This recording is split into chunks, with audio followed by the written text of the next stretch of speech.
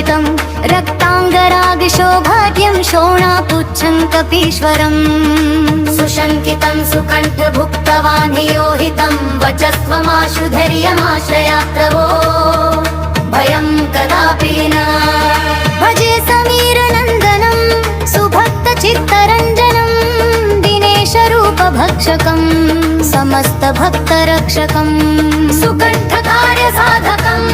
विपक्षपक्षबाधकं समुद्रपारगामिनं नमामि सिद्धकामिनम् सुशङ्कितं सुकण्ठभुक्तवान् योहितं वचस्त्वमाशु धैर्यमाश्रयात्रवो भयं कदापि न इति तवङ्गनाथ भाषितं निशम्य वानराधिनाथ अपशङ्कदा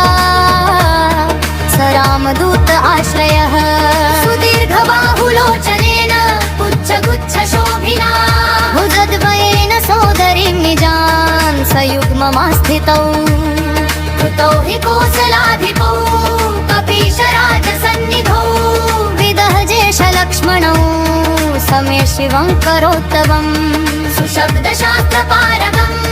विलोक्य रामचन्द्रमा कपीशनाथसेवकं समस्तनीतिमार्गगम् प्रशस्य लक्ष्मणं प्रति प्रलम्बबाहुभूषितः कपीन्द्रसख्यमाकरोत् स्वकार्यसाधकः प्रभुः प्रचण्डवेगधारिणं नगेन्द्रगर्वहारिणं फणीशमातृगर्वहृदृशास्य वासनाशकृत्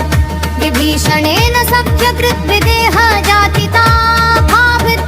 सुकण्ठकार्यसाधकं नमामि यातु धर्थकम् नमामि पुष्पमौलिनं सुवर्णवर्णधारिणं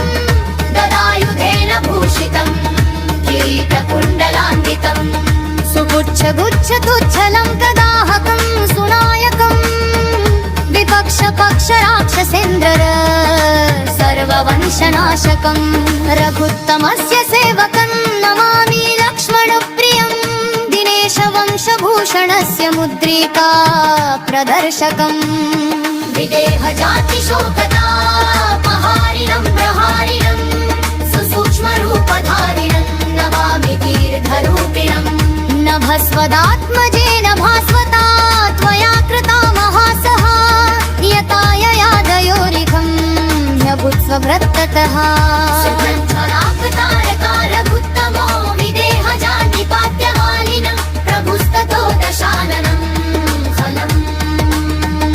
इमं स्तवं कुजेहनीय पठेत् सुचेतसा नरः कपीशनाथसेवको भुनक्ति सर्वसम्पदः लवङ्गराजसत्कृपाकटाक्षभाजनः सदा न शत्रुतो भयं भमे कदापि तस्य नुस्त्रिम् नेत्राङ्गनन्दधरणी वत्सरेणङ्गवासुरे लोकेश्वराख्यभट्टेन हनुमत्ताण्डवं कृतम् ओमिति श्री हनुमत्ताण्डवस्तोत्र